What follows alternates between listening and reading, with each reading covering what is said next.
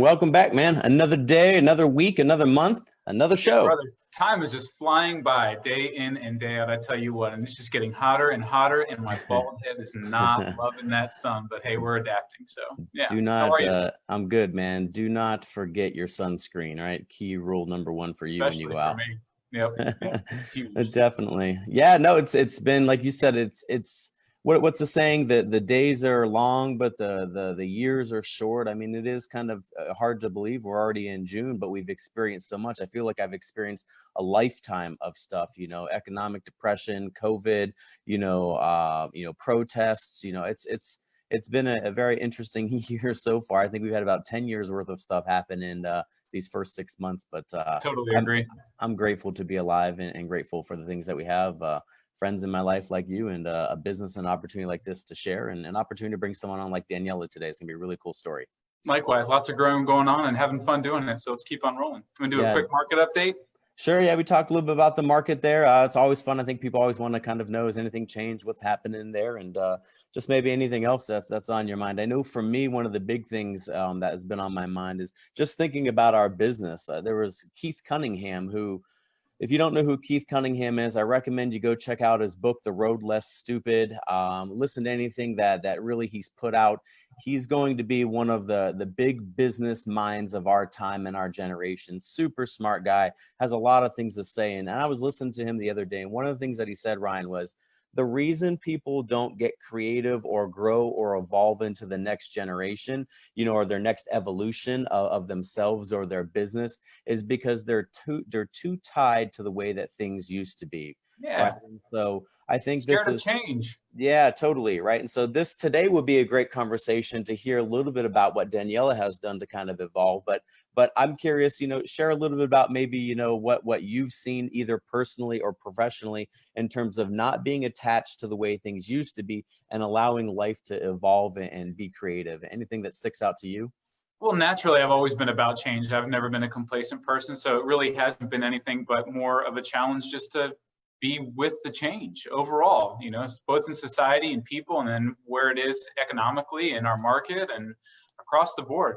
Change is fun. Change is messy. And those are things that I'm all about. Liar. So. Change is not fun. Yeah, it is. It's totally fun. I mean, you get to do something new and different. And I think that's why I don't get complacent, is because I'm always fine to go with the flow and figure it out. And I'd love to see more people take that risk. And it is a bit of a risk, right? People are naturally scared of change a lot of times, and they don't want to do it because they're worried about what's going to happen after. But as we've experienced, when you get comfortable with change, you typically end up, a stronger person on the other end of it in all aspects of life. So it's been fun to go with everything like this and be the positive being around what is often a lot of negativity. So I'm just going with it and enjoying it.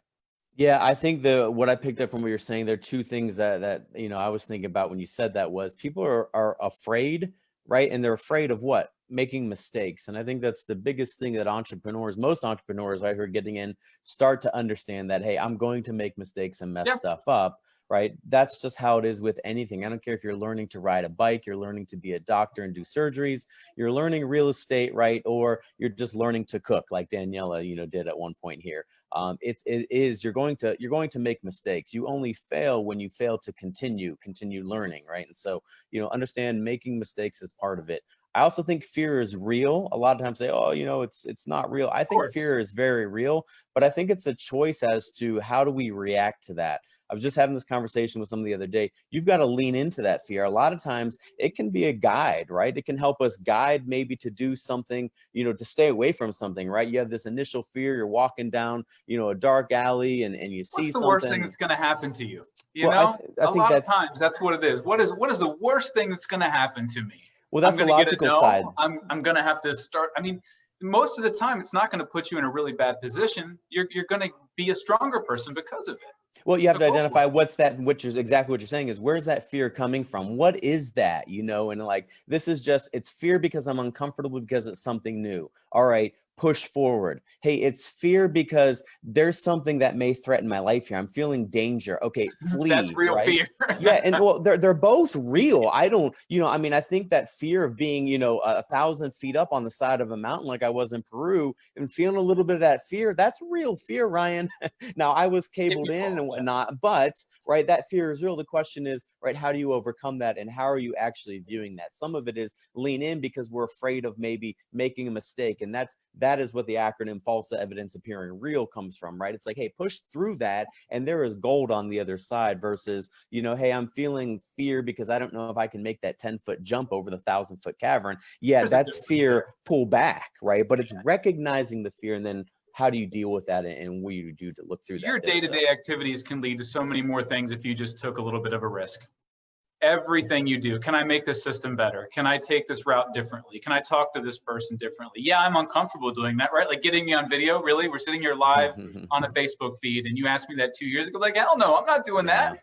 I have no And interest. and But so I'd say you know, what has changed with that has been the repetition and the practice and the multiple times that we've done this. I remember when we first turned the camera on, it was pretty much blank stares from us the at times. choice. Like, The it's choice. it's the choice and the practice, right? The repetition that goes into it. I mean, Yeah. 8 shows now. This is show number 8. I mean, we're no pros by any stretch, but I feel a lot more comfortable having these conversations and having hundreds and thousands of people tune in and ask questions. I mean, it's exciting now, and I feel like, man, we're really delivering some value, getting to hear a lot from these business owners and people in the community, from nurses and trainers, to people like Daniella who are running a business and can share some of the things that she's done. So I don't think people tuned in so much to hear a lot about us, but Real I do quick on want that to. too. Anyone Yeah, listening please. though, tell them to comment about what they've had changes over the time. I mean, I went from being a chef, 9 years ago into getting into real estate, and it's been a great change. I think a lot of people out there listening have gone through the same changes. It'd be cool to hear some of those stories. So share that below. I'd love to comment on it too. Yeah, good point. Very good point. So, it's exciting though, today, we do have Daniella here. And before we hop in, you mentioned the market. I'm not seeing a whole lot change other than a little bit more inventory coming into the market there, but a little bit more inventory on an already extremely low, inventory side Right. doesn't equate to a whole lot of inventory that's out there in terms of, homes to purchase there. So, what I'm still seeing is a little bit more of the same, Ryan, right? I mean, low inventory, houses are moving quick, 3 days on and off the market, full price or above, right? So great time to sell your property. On the buy side, I'm not seeing a lot of, opportunity to necessarily negotiate. But what I am seeing on the positive side is, one, the market is still moving. 2, it's still in a very reasonable zone in terms of getting a fair market value. And 3, interest rates are super low, and now has never been a better time to actually purchase that house there. So what are you adding to that? Yeah, I think the biggest thing is just the statistics of it. So April, we were up 5.4%, which is huge. That is a big number to have home values go up that quickly. So be aware that that is what's going on right now. So it seems like they're going to continue to go up for the foreseeable future with inventory being so low. The other big thing is that we're seeing buyers go well over list. So anyone that's thinking about purchasing right now, get pre-qualified up front, start talking to us about what contingencies are and how they need to be removed in order to compete with other buyers in the market right now, so you can be the winner of that multiple offer situation and not the loser. We do a really good job at educating you all of that. The other thing, if you're an investor out there, honestly, it's kind of a hold off period unless you're looking outside of our area, just because it is so competitive right now. Year over year, investor numbers are about 25% down. So investors are taking a little bit of a break just because of the competition with the buyers coming into the market, and then just waiting to see what the market does in the long run as well. So those are the two things that stood out for me more than anything, is home values are quickly going up and investors are backing off a little bit. And then as a buyer, educate yourself to know what you need to remove in order to compete. Yep. Makes sense to me. Well, with that, I'd love to bring on, I'm going to almost hit remove. I'm going to bring on Daniella onto the show today as she loads up. I'm going to give a little bit of background, and Ryan, I know you've known her for quite some time here, so I know you've got a lot of great stuff to share about her. But I did want to share with our guests, she was born and raised originally in Italy. I think just north of Venice, I believe is what she said. Correct. Yep. You moved to the States here in 2008. You had managed a cooking demonstration department for one of the largest, excuse me, one of the largest firms that were out there. You've since in 2014 you started Cuisine, right? Cucina Amore, yes. Cucina Amore, thank you. And he's trying. Cucina Amore, come on, man. Cucina man, my Amore, Italian let's is go. not even nearly as good as you guys there. But you know, Daniella, you have certificate in culinary of arts, professional plant-based. I mean, your list goes on and on and on. Prior to cooking, you were 23 years in the travel industry, and so we've got a lot of questions. But the first one I want to ask you is, how are you doing today? I'm very well. How are you, Philip? Yeah, we're doing great, you know. So thanks so much for taking some time to chat with us. I think the last time I saw you, you were cooking for, I don't know, 10 or 12 of some of our favorite clients and a little private party there, and the food was absolutely amazing, and what you did was great. So it's good to see you again. Thank you, thank you. Of course, of course. So I'd love to kind of maybe hop in there. Matter of fact, let's hop in where that transition happened, right? You were 23 years in the travel industry, and then you got involved into cooking and, you know, became a chef. And so tell me, what made that change? You know, what was the thing that kind of spurred that change into the culinary industry? Well, the passion was there since I could reach the stove. Food and wine later on. Well, that's the official story. But I was blessed with two opportunities in life to do what I had a passion for. So traveling, learning about new culture, new people was a big one for me. And I got to do that for 23 years.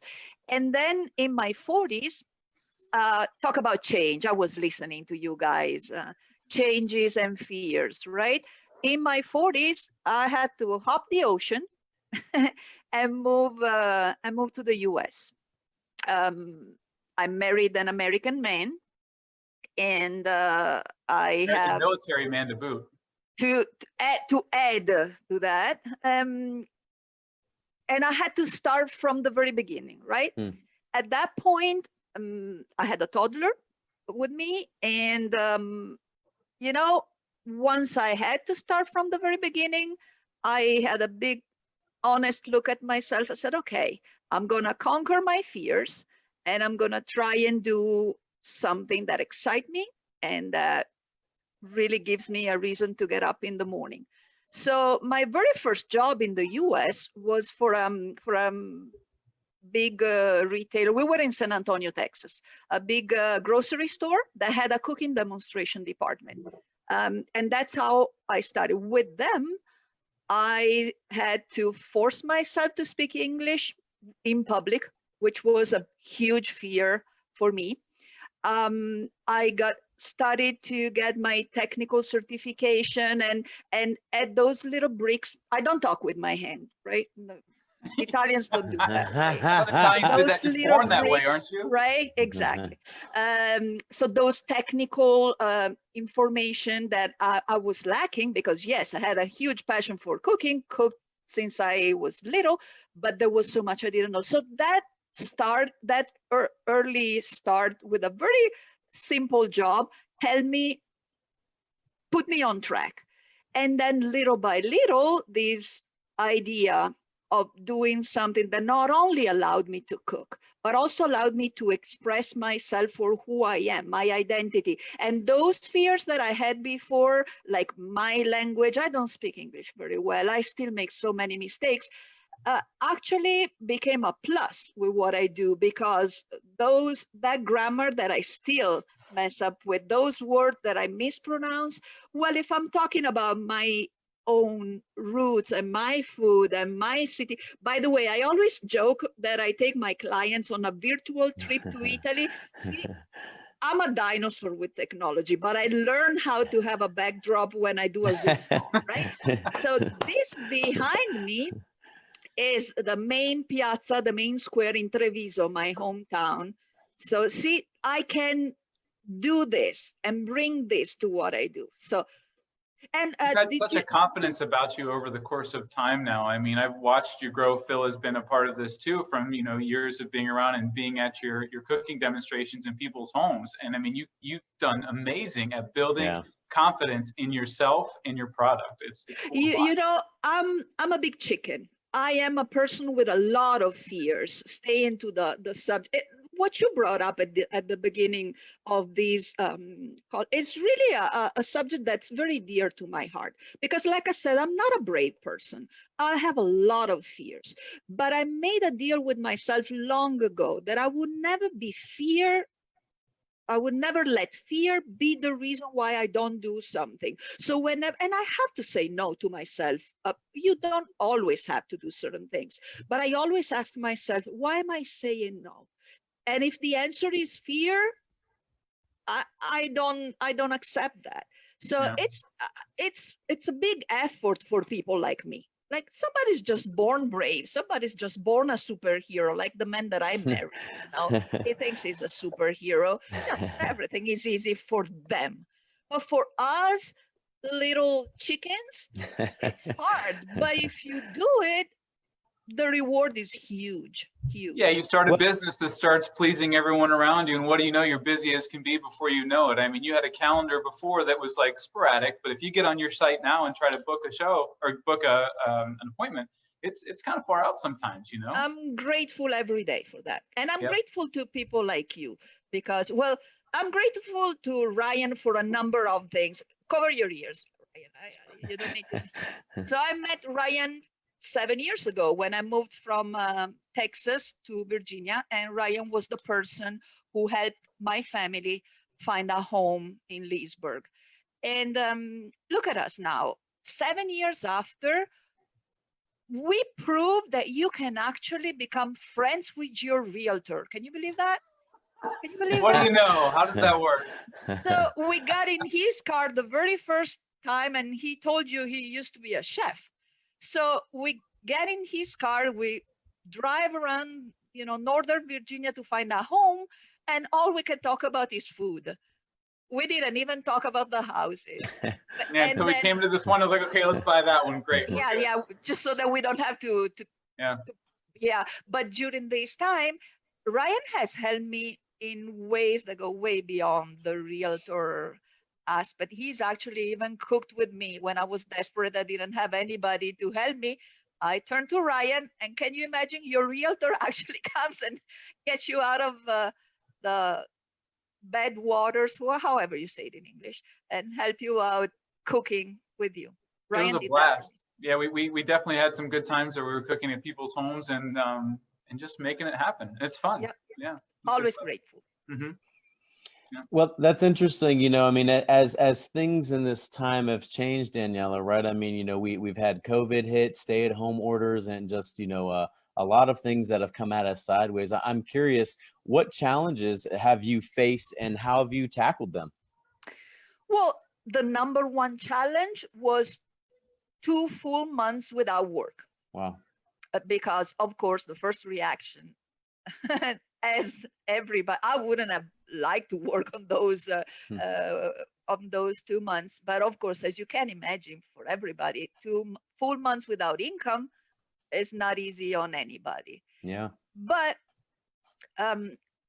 again, among my flaws, I'm not exactly the most optimistic person that you normally meet.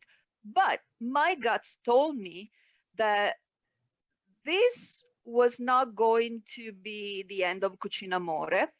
And there were several reasons for it, because yes, while still sticking to the core nature of my business, which is working in person. Unlike restaurants, we cannot sell our food. It's not like I could have a curbside service for my clients, or I definitely didn't want to turn Cucina Amore into video cooking classes, because yes, changes are important and we need to be open to adapt and be flexible. But I always say that, to me, changes need to make sense here and here. And if they don't, it's not worth it. So I didn't want to change Cucina Amore to that. So 2 months, I used those 2 months in other ways. I had more time in my hands, so more time to invest in more learning, took courses that I had procrastinated for a while. I really try to stay in contact with my clients. My clients are, and I'm going to sound cheesy here, but I really mean what I say. My returning clients, those that have followed Cucina Amore in these 7 years of activity, really are some sort of a family. So, even just being in touch to check on each other, to help them out with their daily new challenges in the kitchen. Everybody has cooked at home more than they used to, and being there for them, even for a phone call. I found artichokes. How do you even cook artichokes Right. other than steaming them? Or how do you keep your herbs fresh in the refrigerator? That kind of stuff. I got a chance to be there for them in ways that weren't possible before. And to my community in general, I like that. And sure enough, like you were saying, in the past couple weeks, all of a sudden, things picked up back again. The calendar is starting to fill up again. So things find a way when you try to do your best on an everyday basis. That's all So we can do, right? with that experience, are you adding that as a touch now to your program after the fact? Just What do you calling mean? them and saying hi and asking them if they have any questions about cooking at home, or Well, have they? the staying in touch, it's always been something like, and thank God, again, I'm a dinosaur. You and I, Ryan, talked about this a lot. My friends, Yeah, my we name got is two technically Daniela. illiterate Right, individuals on the call. that's Just so us. you know. That's us.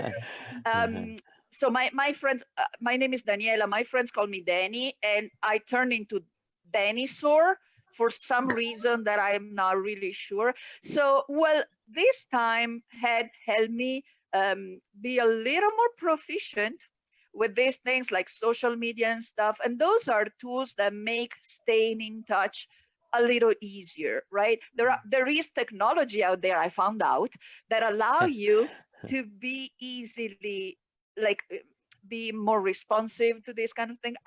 I was never unavailable for that. Let's say that now I have learned some tools that Yeah, help you're me be a engaging in little it. more. Yes, I'm a pro Yep. now. Yep. It's I'm a grown up. Yeah. no, she's a pro now, Oh, a pro. I thought you said but you're a grown also up. a grown up. Well, I'm Both of not sure those. I'm a grown up, so, but yeah.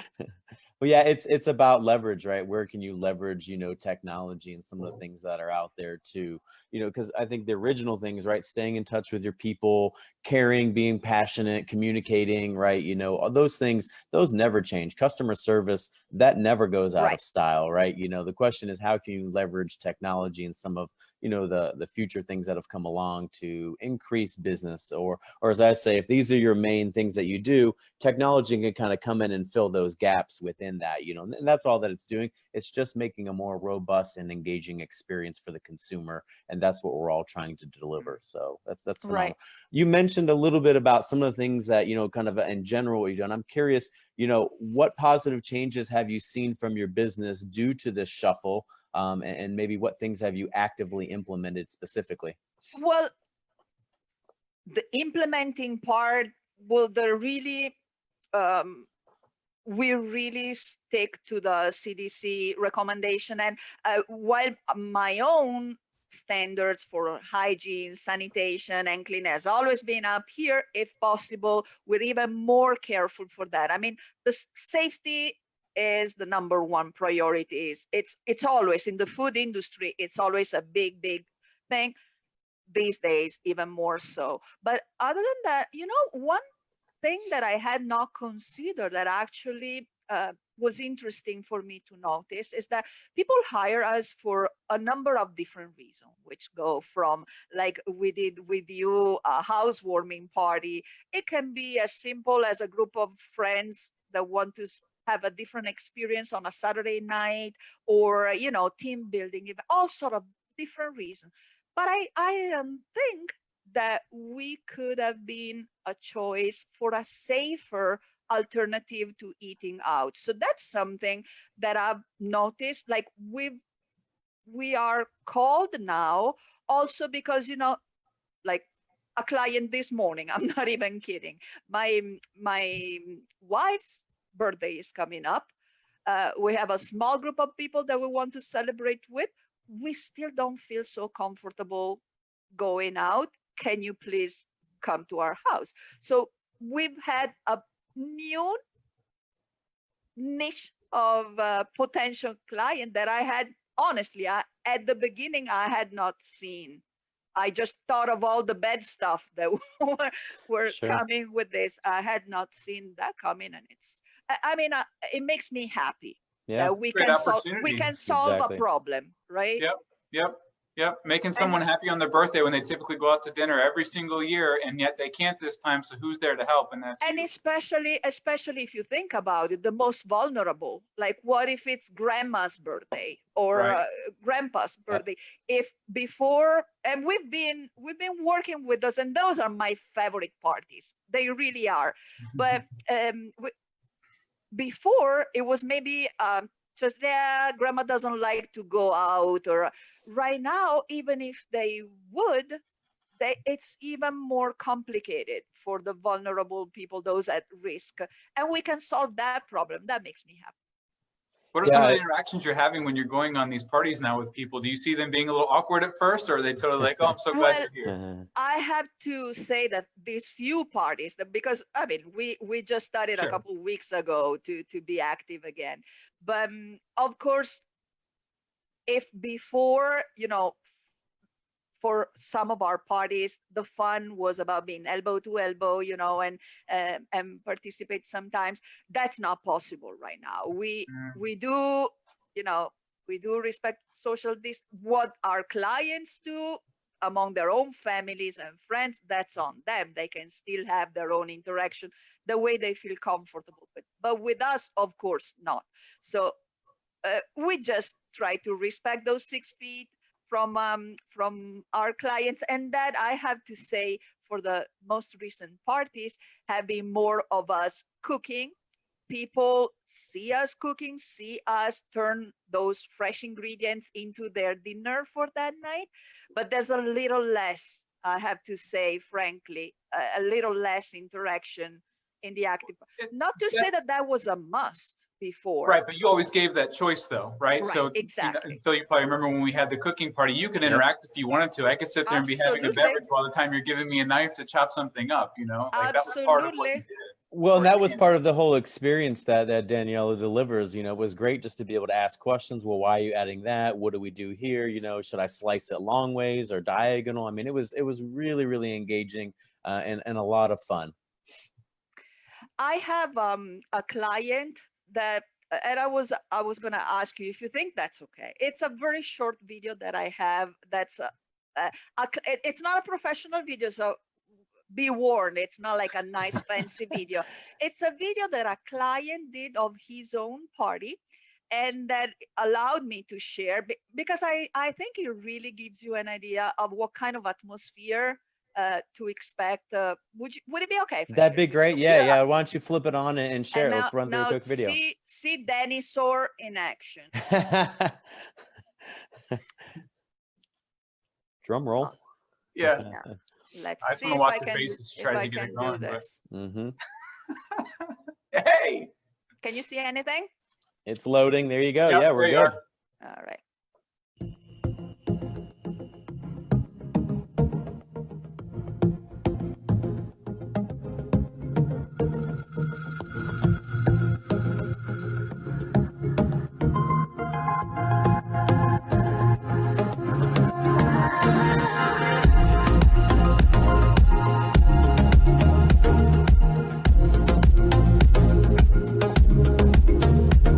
Dani, I've been to this house. Really? Okay, I'm hungry.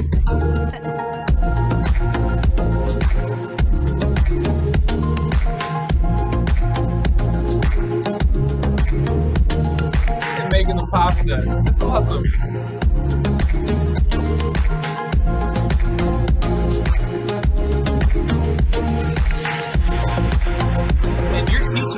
happy you're there too. That's the other thing. If they want to.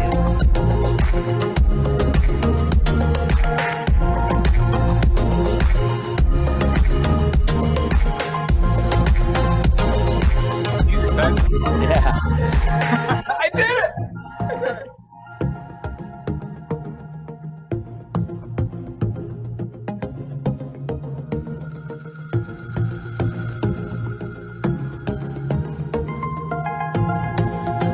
Is that prosciutto on that pasta? That was a vegetarian group.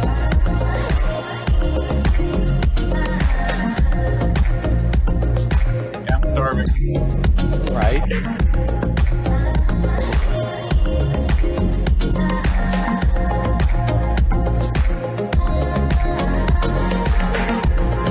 Are you making desserts now too?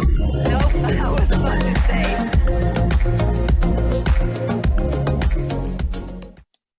That's awesome. I Well, mean, I that was about to say I can take credit for everything but the dessert because we don't do desserts. Okay, let me see if I can stop sharing. That was You've done multiple parties for those people. I remember being there, and so when she goes into these homes, guys, like it is such an inviting experience because you do engage with the clients on such a personal level. When you're in the house, you bring absolutely everything to the party. and You we know, like, clean after ourselves. We leave the absolutely, kitchen. you wouldn't even know you're there. You wouldn't even know. You wouldn't even know you're there. I mean, you have one of the most, I think, avenues of success with a niche business of getting into people's homes and cooking with them, because I mean, I've been in this area for 20 years and you are the only business I know that goes in and does such a phenomenal job from start to finish that people, it's like having, you know, it's like eating in Italy, honestly. It's perfect. That is what we like for our people to experience. And plus I put this formula together thinking if I was the client. So we do the shopping, so you don't have to go to the store and stock your refrigerator ahead of time and all that kind of stuff. We bring all the ingredients. We shop with our local farmers as much as it's reasonably possible, of course. We bring all the cookware, the serving dishes, everything that's necessary. Again, you are having a party. You don't have to concern yourself with the prepping or anything. We get there 30 minutes before, just the time to unload our car and set up. Then the party starts with us cooking. It's not, and that's important for me, it's not a sit and serve dinner that you Sure. want to expect. That's something else. I don't do that. But Yeah, people are so social. Sit around, have a Yeah. glass of Right. wine, have a drink, whatever you want to do while you're intermingling with everyone. Bring out an appetizer, enjoy that a little bit, talk a little more, have another that is drink, and then exactly dinner comes. And that is exactly what Yeah. matters to me. And again, then while people enjoy their food, we clean up the kitchen and we get out of their way and let them enjoy the rest of the party. This is in a nutshell what we do and what's made us so successful so far. now, yeah, I Daniela, challenge everyone out there to give it a shot. It is the best, right? yeah. Oh, it was an amazing experience. Now, Daniela, was that a contemporary Italian cuisine that you were cooking there, or? Yes, that is something that I often get, like when our clients contact us, they ask us, are you going to make some spaghetti with meatballs? Are you going to make some chicken parmesan? And I don't want to sound snobbish, or that's something I really am not. But I can say I have not had that kind of food until I came to the US.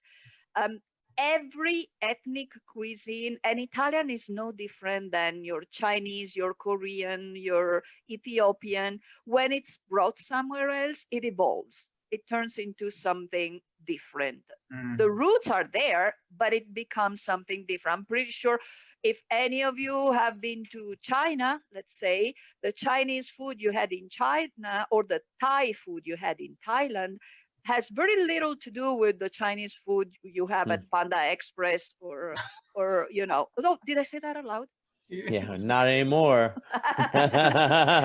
So, well, that's like I said, we do not do spaghetti with meatballs in Italy. And if you're traveling and you go to a restaurant, you see that in a menu, ask yourself some questions because chances are they're targeting you as a tourist. Mhm. I can tell you a million reasons why spaghetti with meatballs became so important within the Italian American community. But I'll save that to my clients' party, because they cannot stop me when I talk too much. You guys can, so I won't give you. So yes, I cook. What I cook at my parties is the way we cook in Italy today. I love it. It is what authentic cuisine. Yeah. authentic in a sense that first of all, it's a little lighter than people expect, because there's this stereotype idea of super heavy sauces and tons of garlic and tons of cheese. We do use all of that, absolutely, but probably not in the same way that people expect. So it's a lighter, healthier way of cooking and eating, and I like to bring that to my parties. And the other thing you do with this is, and actually someone asked a quick question, do you bring wine too? I don't know if you do not. Well, not that you share with anybody, right? Right, right. I might or might not have a bottle in the back for the after. No, I don't bring the wine. I don't provide the wine, but because again, food and wine pairing is a huge passion of mine. And I worked for a few years in a winery over here. I got my certification for that too. I love to give recommendation to my clients if that's something they need. Of course, I don't recommend labels, but I do recommend types of wine that might enhance the experience of their dinner, if that's something they're interested in. And you've also catered the menus to specific dietary restrictions, right? If someone's got an allergy or gluten-free, or they want to substitute this for that, I mean, you've gone every which way to cater to the client's needs. That is not a problem at all. I understand these struggles. Yeah. The only thing that, again, I need to warn my clients about is that if it's a small little adaptation that I can do on a single portion, that's perfectly fine. The menus in our case have to apply to the entire group as a general rule, because as you, Ryan, very well know, we don't have prep cooks that do, everything that we do for your party is made from scratch, prepping included on the, so we cannot do individual servings of different dishes, right? Yep. With this being said, especially when there's a serious allergy, like a life-threatening type of thing. If there's a celiac in the group, cross-contamination can be extremely dangerous, and no party is worth that worry or that concern. So we can meet pretty much any type of dietary restrictions or preference. That group that I showed you the video, that was a vegetarian dinner, for instance. Not a problem at all. We can talk, we're humans, we can discuss the details. And even if you're like, can you believe that there are people like there? Like, I happen to have married one who don't like eggplants. There are people out there, weird Yeah, look people. at Phil, exactly. No. See, he would say the same thing. A lot of people don't like eggplant. It's funny, but it's like what Baba Ganoush, right? Like that's right. I like Baba Ganoush. That's my husband too. He doesn't like. He officially doesn't like eggplants, but he eats Baba Ganoush. I'm like, yeah. Yep. It's all how you present it, right, Dani? True. No, but I mean, I don't have a problems with substituting ingredients, and I want these types of party are not about me. They're about my clients. It's their party, and I want to do everything that makes it fun, tasty, and memorable for them. It's an easy job that I have. We just need to communicate. It's true. So let me ask you this as we close up then, right? You're doing small groups, 4, 6, 8 people, to larger groups. How can someone get a hold of you if they're interested in maybe doing one of these, small groups intimately, or maybe well, something on a large scale? The minimum number for us is 6. That's the minimum charge. I mean, we've had couples who still booked us, but our minimum charge is the equivalent of 6 participants, up to 25-ish. Okay. That's pretty much our target. We have a website, which is cucineamore.net, where they can find our menus, and we cook in season. So we change our menus according to the season. The core ingredients of our menus are vegetables and that kind of stuff you want to get when they're at their best.